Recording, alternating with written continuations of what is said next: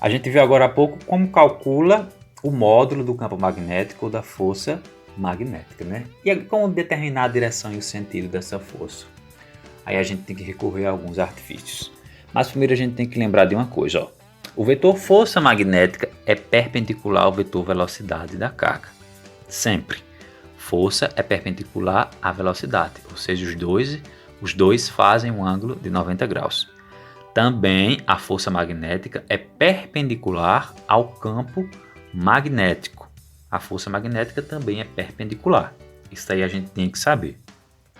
E para determinar o sentido de F e a sua direção, eu preciso utilizar uma regrinha que nós chamamos de regra da mão direita. Vamos observar aqui a figura e ver como é que se aplica essa regra.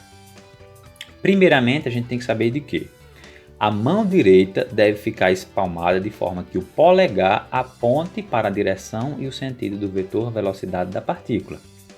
Então aqui, ó, o seu polegar, você espalma a sua mão, o seu polegar deve apontar para a velocidade da partícula, ou seja, para o sentido da corrente elétrica, certo? Para onde for a corrente elétrica é o seu polegar. Se você já colocou corretamente o sentido do polegar, que é o da corrente elétrica, você vai fazer o quê? Todos os outros dedos devem ter a direção e o sentido do vetor campo magnético. Então aqui você tem a direção de V, os outros dedos vão apontar para onde? Para a direção de B. Essa é a base para essa regra. Você colocar o seu polegar na direção da corrente elétrica e os outros dedos na direção do campo magnético. A força magnética vai ser fácil de achar. Como é que você faz?